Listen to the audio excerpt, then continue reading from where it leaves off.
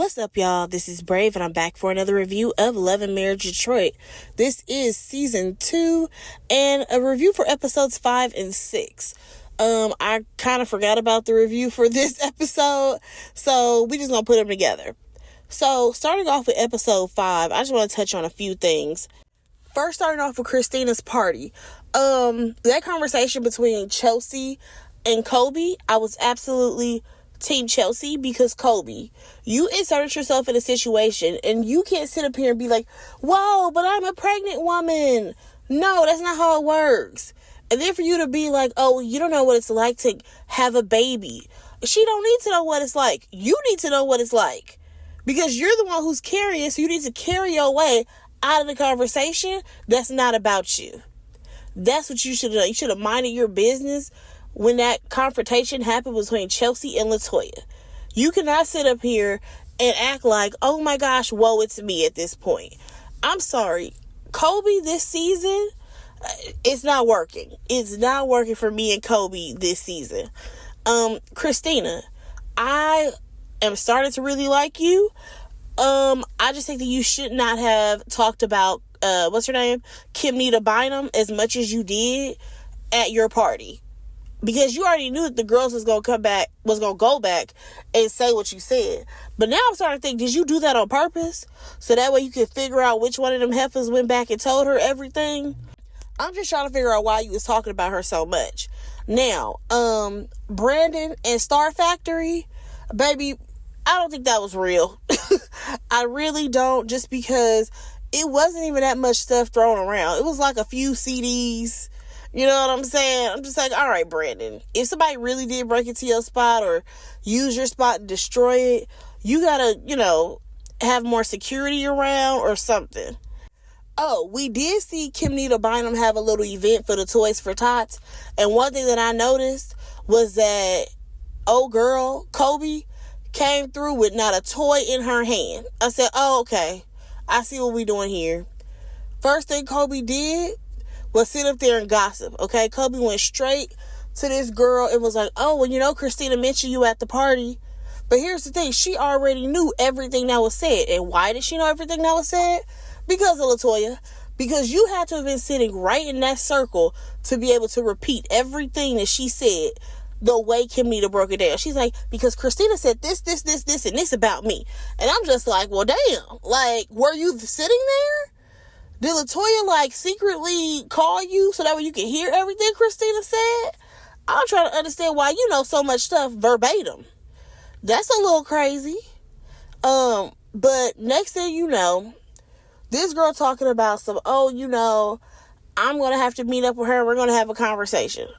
Because one thing about Kimnita, she's going to continue to go on and on about how Christina has hurt her and she's done me wrong. And baby, she still ain't listed not on one reason as to why we should all be on her side when it comes to her versus Christina at this point. Now, let me just go to this sit down, because that is what carries us into episode 6, right? So, Kimnita and Chris sit down.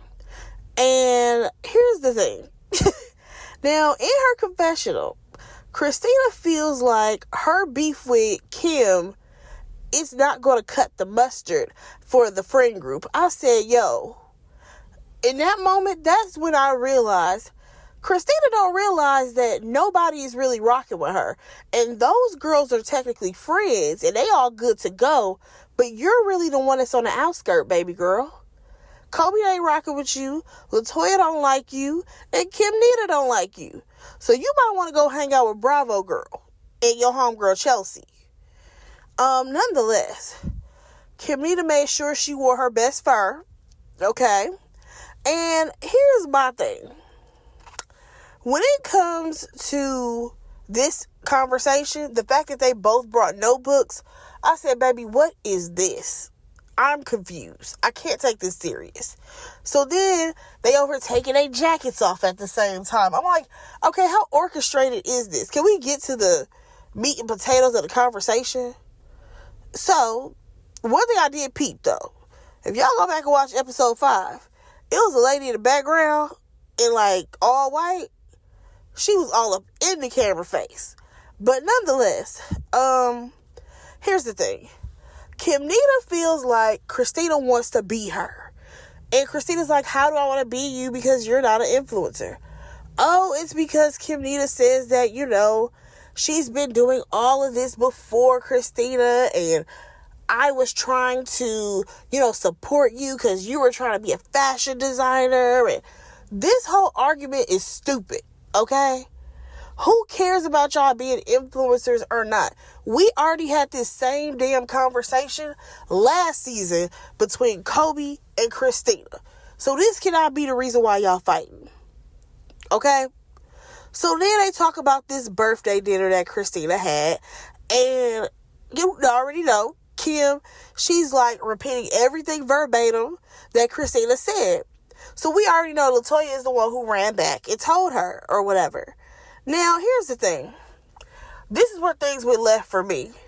Because Kimnita decided, I'm going to take all the clothes that I've ever bought or borrowed or used from Christina, and I'm going to throw them at her. Y'all, she's just throwing all these pieces of clothes. And here's my thing. Kim, why do you still have that shit? Why do you still have those clothes? You told us you have not been friends with Christina in 6 years. 6 years? You think I'm about to keep that girl's stuff from 6 years ago? You got to be kidding me. There is no way that you should still have 6, 7, 8 pieces of clothes from Christina. And it's been that long. That's giving weird. Is it that you always wanted to be her friend again?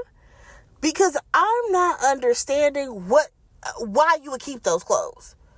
That's weirdo behavior. So, we get into episode 6, right? They are going back and forth. Now, I will say I did giggle with Christina. She told Kim that she like a little hood baby because she was throwing stuff on the floor. And here's the thing. Every time these two go toe to toe, I feel like Kim ends up looking stupid in the end. Every single time.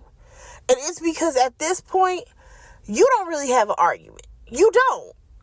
However, you came on this show thinking that this was going to be your ticket in because all the rest of the girls get along. Christina will be on the outskirts. And it just ain't working, okay? I don't understand why you have them closed. You sitting up here talking about some Christina. Your friends were talking about me. She cannot control some other grown women talking about you and your stupid Android. You gotta let that go, girl. My God. You would have thought that they said that you had like a BlackBerry from back in the day or something. Weird. So, basically, at this point, we have no resolve. We just gonna let bygones be bygones. If they in the same room with each other, I guess they just won't speak. It's so crazy. So then we move on, right? Christina, she in the booth, y'all. Her brother is there. He's going to be managing her career. And here's the thing. He even found an opportunity for her to sing a song that's going to be played at the Pistons game. I can't knock it. You know what I'm saying? However, them vocals were struggling, baby. Those vocals were struggling when she was in that booth. And she's like, I need Brandon. Where's Brandon? I need Brandon. I'm like, okay, girl. 2 seconds ago, you was glad that he was out the house. Now you need Brandon for everything? Okay, girl. So we actually learned a few things about Christina in this scene. That her parents were gospel singers or whatever. And she ends up having a conversation with her brother about her and Brandon's relationship. It's so weird because she was talking to her brother from a place as if her and Brandon were currently on the outs. You know what I'm saying? He wasn't coming around and all of that. However, we know that by this point in the storyline, these two are practically back together. It was very interesting. So moving on from that, Anthony, he talks to his aunt about grieving his dad and a couple of other members in his family that have passed away. That was that scene. We gonna move right on. So Christina, she is back in the booth and Brandon is there to save the day. Now I will say this, he definitely helped her. I did like the fact that they were flirting with each other. It is good to see them get real flirty because, I mean, they are a couple, so I don't mind seeing it. Because one thing that I will say about the couples on this show, they are not really, like, flirty with each other at all. Like, they film scenes with each other, but I ain't never seen LaToya really flirt with Anthony. You know what I'm saying? Never saw it. Kobe, she always complaining to Russell. But nonetheless, so they had this conversation about her possibly doing Anthony's podcast. Now, Brandon said, you know what? I don't mind you doing the podcast. However, I will be there with you because I don't trust Anthony. I don't trust what version of Anthony will be there during this podcast filming. Because when them cameras go on and the mics are on, we know Anthony will turn up. And he ain't lying. That is one thing that I will say. Brandon is not lying when it comes to this situation with Anthony. Anthony has a tendency to get a little hype when the cameras start rolling. But we're going to go ahead and move on. Oh, also, she randomly said that Chelsea is now the head of her marketing. And Christina, you are a cute girl. But I'm just trying to figure out what exactly is Chelsea the head of. Marketing what? Marketing where? I'm just a little confused by that. But, you know, it is what it is. Moving on, we see Kobe.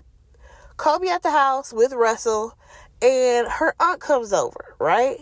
So, of course, Kobe is expressing her gender disappointment because she's having 2 girls. Now, the aunt goes on to tell her about her own experience of going through IVF. This woman has lost 2 sets of twins, okay? And she talks about how, you know, she was mad at God because at the end of the day, those were supposed to be her babies. However, her husband got the opportunity to be a youth pastor, and she didn't even come around for like 2 years. And then something finally told her to go ahead, go on over there. And ever since then, all the kids that have come through the youth ministry, those are like her babies, you know? And I thought that was actually a beautiful story. I think that this was something that Kobe absolutely needed to hear because I'm tired of her moping.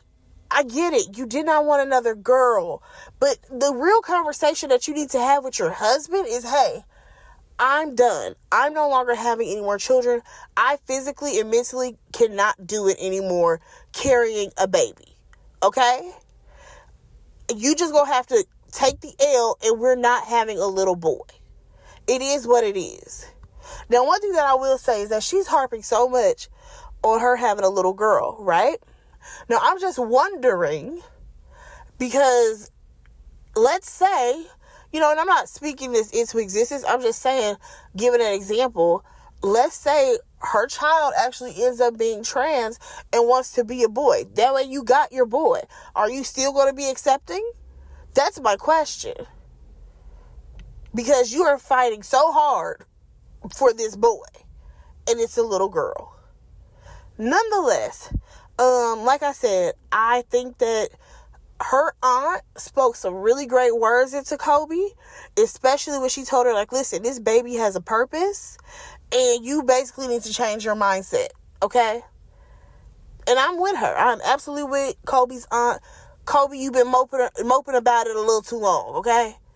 We are 5 episodes in. You cannot still be moping that you are having a girl, baby. You just have to let that hurt go.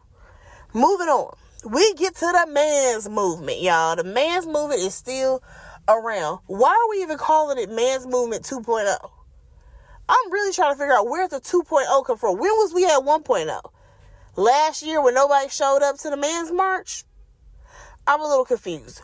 Nonetheless, they have these kids over here listening to the Man's Movement talk about what exactly, I'm not really sure. I guess how they can become something. And I was surprised that Anthony, he ended up inviting Miss Michigan. Because y'all know, the man's movement is all about the mans. But I guess because there was some young ladies in the audience, it didn't make sense to only have guys. So, Brandon, he gets there late, okay? Now, I will say this. Brandon, you absolutely should have showed up on time because it was for the kids. It wasn't so much about Anthony. However, at the same time, every time there was a men's movement, Anthony wouldn't even invite Brandon. He would tell him to come by after the meeting was over. So, you know what? I can't even be mad. I cannot be mad at that point. So, here's the thing.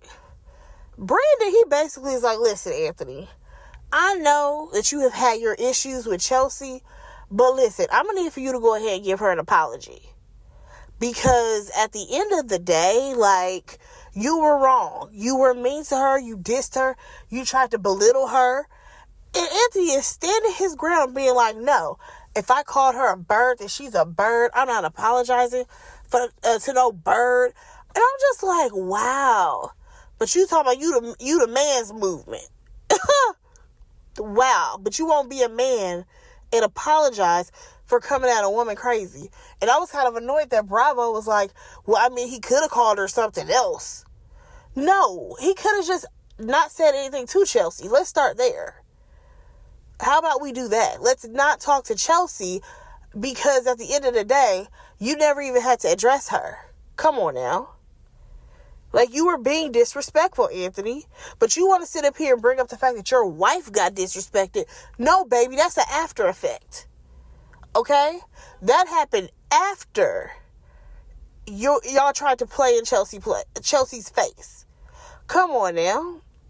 So this is the part that got me, y'all. This man straight up said, oh, I mean, Chelsea ain't popping. I said, okay, baby, I'm done. Because one thing about Anthony, I don't know what it is about him, but from season 1, this man has been like, oh, so-and-so ain't popping. They ain't doing nothing in the city. It's all about us. We in the city. We in the streets. Everybody know who we are. Sir, you have high school mentality. It's giving, you thought that you was popping and popular in high school, and that's where you're stuck. Because I know for sure I don't give a damn who's popping in the city at my big age, okay? And I am younger than Anthony. You think I'm worried about who's popping in the city of LA? Do you know how big the city is? Come on now. Be so for real. Like, that was wild to me. So the last scene, y'all, was Brandon basically coming home and his daughters being happy that he was home. Hell, Christina was happy as well. Y'all, that was the episode. Let me know what y'all thought about it. Are y'all on Anthony's side or on Brandon's side when it comes to him apologizing to Chelsea? Are y'all on Kimnita Bynum's side or Christina's? Y'all let me know. Go ahead and like, comment, and subscribe to our channel. And I will talk to y'all in my next review. Bye, guys.